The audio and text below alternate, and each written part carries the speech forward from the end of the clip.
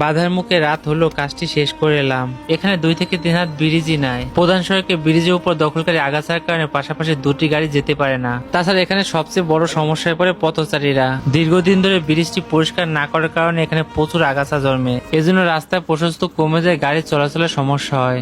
স্থানটি পরিষ্কার করতে এসে প্রথমে বৃষ্টির মুখে পড়ি। দীর্ঘ সময় অপেক্ষা করার পর বৃষ্টি থামলে তখন কাজ শুরু করি। তবে এখানে শুধু আগাছা না, ব্রিজের উপর প্রচুর মাটিও জমা হয়েছিল। যদিও রাতে লাইট জ্বালিয়ে কাজটি শেষ করতে হয়েছিল। তখন আবার বৃষ্টি নামলেও ভিজতে ভিজতে বাড়ি ফিরতে হয়। তবে বৃষ্টির জন্য আবার ঠান্ডা হয়, তাই কাজটি করতে পরিশ্রম কিছুটা কম হয়। দেখুন, আগাছার শিকড়গুলো পাটির মতো বটা যায়। কত অযত্নে সড়কে এমন অবস্থা হতে পারে একবার ভাবুন তো।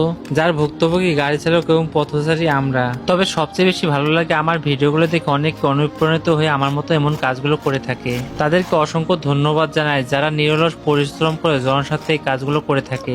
পাশাপাশি প্রতিটা মানুষের উচিত এদেরকে সাপোর্ট দিয়ে সহযোগিতা করা। হয়তো সবার পক্ষে এই কাজগুলো করা সম্ভব না, কিন্তু সাপোর্ট তো সবাই দিতে পারে।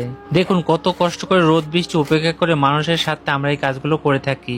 আমি চাই দেশের প্রতিটা কোণে এই সচেতনমূলক কাজগুলো ছড়িয়ে পড়ুক। আমাদের নিরাপদে চলাচলের জন্য শুধু সরকারের দিকে চেয়ে না থেকে আমাদের নিজেদেরও কাজ করতে হবে। দেখুন, একটি কাজ শুরু করলে রাত হলো লাইট জ্বালিয়ে সেই কাজটি শেষ করে তারপরে বাড়ি ফিরি। এখন বৃষ্টির দিন, তাই কাজগুলো করতে প্রায় ভিজতে হয়। এজন্য এমন কাজে একটি শেয়ার কি আশা করতে পারি না?